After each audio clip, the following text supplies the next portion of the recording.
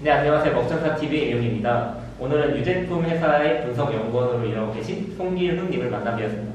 안녕하세요. 네, 안녕하세요. 반갑습니다. 저도 이렇게 치즈나 야구르트 같은 유제품을 참 좋아하는데 이렇게 직종에 일하고 계신 분을 직접 만나게 되어서 영광입니다. 반갑습니다. 간단한 자기소개 시청자분들께 부탁드립니다. 네, 안녕하세요. 저는 유제품 회사에서 현재 3년차로 근무하고 있고요. 그 중에서 지금 분석 업무를 담당하고 있는 연구원으로 있습니다. 네, 이렇게 분석연구원이라는 단어가 사실 좀 생소할 수도 있거든요. 그래서 이렇게 모르시는 시청자분들을 위해서 분석연구원은 어떤 건지 간단하게 소개 부탁드립니다. 저희가 담당하고 있고 취급하고 있는 제품들에 대해서 제품이 안전하게 이제 판매가 되고 있는지 혹은 규격에 맞게 판매가 되고 있는지를 확인하는 그런 업무를 담당하고 있습니다. 그렇다면 이 제품을 분석하시는 이유가 뭘까요?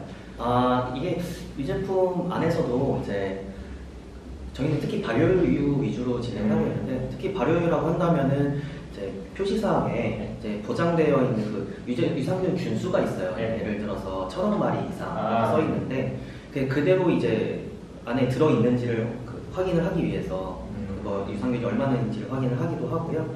그리고 이제 비단 유제품에 대해서만 국한된 얘기는 아닌데 그 영양성분 표시사항대로 이제 제품이 있는지, 그리고 혹은 저희가 또 건강기능 제품을 하고 있어요. 그래서 거기에 대한 지표 성분들이 있는데 그 지표 성분 그대로 표시되어 있는 대로 함량이 들어있는지 그런 것들을 보장하기 위해서 분석을 하고 있습니다. 한마디로 팩트 체크하시는 그렇게 볼 수도 있을 것 같습니다. 네. 제품 분석이 어떻게 이루어지는지.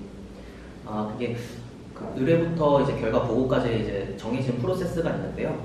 이게 저희 유관 부서들이 있어요. 그러니까 개발팀도 있을 수 있고요. 그래서 공장도 있을 수 있고요. 거기서 이제 분석이 필요하다라고 하면은 필요에 따라서 저희 팀에 이제 의뢰를 하게 돼요. 이제 홈페이지 상으로나 아니면은 이제 의뢰서 별도의 신청 양식이 있는데 그거에 따라서 저희한테 의뢰를 하게 되면은 이제 그 분석 물질에 따라서 담당 물질에 따라서 이제 업무가 배정이 돼요. 저희 팀원들한테. 그래서 배정이 되면은 그걸 분석을 진행을 하게 되고요. 그 결과를 그대로 의뢰인한테 전달하면 안 돼요. 팀장님한테 보고를 하게 되고 이게 맞는 결과인지 팀장님도 아셔야 되거든요. 그래서 팀장님도 같이 공유를 하게 되고 이제 승인이 떨어지게 되면은 그것을 의뢰자한테 이제 전달을 하는 식으로 되어 있고요. 뭐 필요에 따라서는 이제 성적서를 발행을 하게 되는 그런 일도 같이 하고 있습니다. 아무래도 식품기업의 연구원이잖아요. 네. 그러면 식품 전공자가 많을 것 같거든요. 제가 생각해도. 그러면 혹시 식품 외 전공자분들도 많은지 궁금하네요. 식품 외 전공자가 저 연구소에서는 크게 보면 두 전공자로 나눈 것 같아요. 식품 전공자도 있고요. 그리고 생물학 전공자도 있어요. 생물학? 예. 그래서 저도 지금 생물학 전공을 해서 이렇게 왔고. 그래요? 예. 그래서 보면은 식품공학과 혹은 식품영양학과 이렇게 오신 분들도 있고, 생물이라고 한다면 이제 완전 그 세포 실험하거나 동물 실험하고 임상 실험하고 오신 분들, 그러니까 생물학 전공자 이렇게 나눠져 있는 것 같습니다. 미생물을 다루다 보니 생물도 관련이 있어서 그런 거. 네, 크게 연관성이 있죠. 예. 그것도 식중독들, 식품에 들어간 유산균도 마찬가지니까요. 그럼 연구원 모집 요강을 봤을 때 주로 석사분들 많이 뽑더라고요. 네. 그래서 실제로 석사가 반드시 필요한 건지 궁금합니다.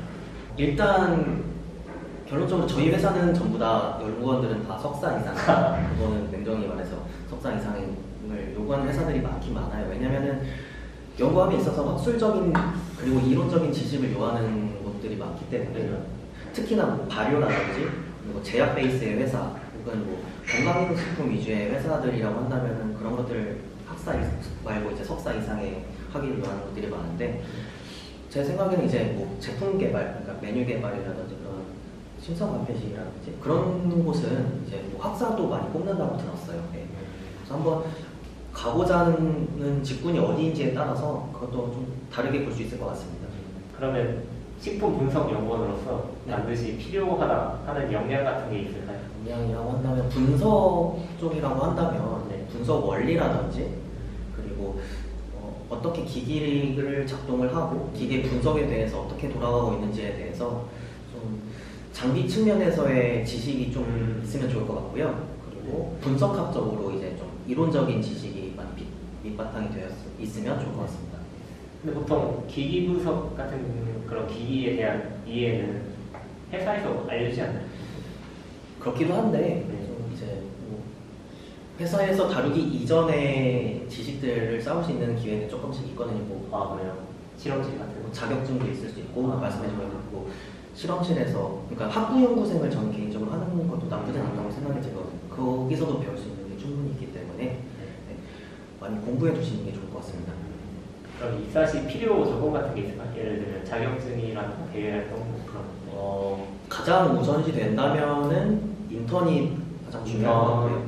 아무리 취업을 준비하시는 분들이 뭐 공부를 많이 한다고 한들 실무 지식이 없으면 그거랑 비교될 만큼 그만한 좋은 기회가 없거든요. 그래서 실무 지식을 쌓기 위해서는 인턴이 필요할 것 같고 네. 그게 만약에 없다라고 한다면 자격증 공부를 많이 해보시는 게 좋을 것 같습니다. 네. 그러니까 비단 이제 자격증이 있다라고 하는 그 표면적인 그 스펙보다는 네. 자격증을 공부를 하면서 쌓은 그 지식이 좀 더 중요하거든요. 그래서 비록 자격증이 있으면 더 좋고 없으면은 그걸 공부하면서 이게 알게 됐다, 이런 지식을 알게 됐다라고 하는 그런 부분들로 많이 자기 자신을 어필하면 좋을 것 같습니다. 어떤 자격증 땄는지 저는 식품기사 네. 아니고요. 네. 뭐 남들 다 있는 뭐 면허, 운전면허 이게 네, 그런 것도 의미 없긴 아. 하겠지만 네, 우스갯소리 하는 말씀이고요. 네, 저는 식품기사 하나 있습니다. 그러면 취업하실 때 도움이 됐던 뭐 활동 같은 게 있을까요? 네, 저는 좀 스터디를 다양하게 했는데 네. 특히 면접 스터디가 취업 준비하면서 가장 도움이 됐던 것 같아요. 면접 스터디? 네, 이게 보통 4명에서 6명 정도 이제 스터디원 그룹이 돼서 면접을 진행을 하거든요. 그러면 진짜 별의별 질문을 다 받게 돼요. 나머지 5명, 6명이 한 명을 상대로 이렇게 질문을 하게 되는데 공교수요? 네, 일부러 그런 식으로 이제 압박 공격적인 면접. 압박 면접을 하거든요. 네. 그럼 진짜 이론적인 질문도 해요. 예를 들어서 이제 PCR의 원리에 대해서 원리를 설명하시고 이런 것도 물어보기도 하고요. 아니면은 뭐 상사 둘이서 싸우는데 나는 어떻게 대처할 것인가. 그런 질문. 네. 인성적인 부분이나 생활적인 질문까지도 하게 되거든요. 그러면은 임기응변이 많이 들어요. 네. 그리고 자신 있게 설명하는 그런 거에 대해서도 많이 스킬이 들고요. 그럼 좀 면접을 할 때 있어서도 좀 도움이 많이 됐었습니다.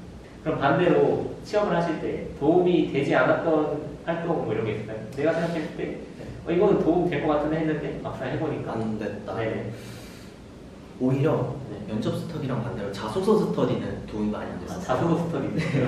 저 인적성 스터디도 많이 해봤는데 자소서 스터디는 마찬가지로 비슷한 인원들이 모여서 네. 자기들이 썼던 자소서 항목들을 서로 공유를 해요. 근데 한 달 정도 하면은 그 사람이 어떤 삶을 살았는지 한 달 만에 다 알게 돼요.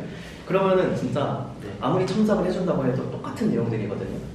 뭐 이 사람이 뭐 탄자니아에서 뭐 해외 봉사를 했다는 거 다 알고 있고 거기서 무슨 일 있었던지 다 알게 되는데 첨삭해줄 게 없어요. 해봤자 이제 맞춤법은 되가 아니고 되라고 써야 된다. 이건 되시라는 맞춤법은 없다.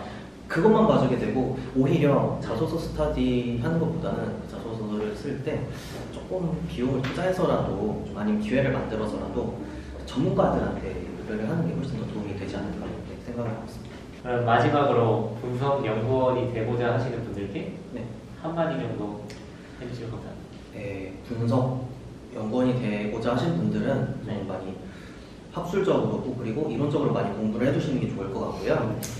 그리고 이게 비단 분석 쪽뿐만 아니라 다른 분야로 지원하시는 분들 공통적으로 식품에 대해서 법적으로 많이 공부를 하시면 도움이 많이 될 것 같아요. 법적이요? 예, 식품위생법이 좀 많이 어렵기는 해요. 근데 이게 식약처가 어떤 부분들에 식품을 많이 제재를 가하거나 아니면 어떤 식품을 생산하라고 이제 많이 권장하고 있는지 그리고 어떤 것들을 기준으로 따라서 식품을 생산을 해야 되는지 이런 것들을 공부를 하시게 되면은 좀 많이 회사에서도 필요한 문제라고 많이 생각이 하지 않을까 생각하고 있습니다. 네, 아무래도 우리가 먹는 식품에 대해 안전을 보장하시는 역할을 하기 때문에 이런 학술적인 부분이 많이 필요하다고 그쵸, 네. 생각합니다. 특히 연구원이니까 네. 많이 필요할 거라고 생각합니다. 공부를 많이 하라는 소리입니다. 공부하세요. 지금까지 식품분석연구원으로 일하고 계신 송길훈 연구원님을 만나뵈었습니다. 네, 감사합니다. 감사합니다.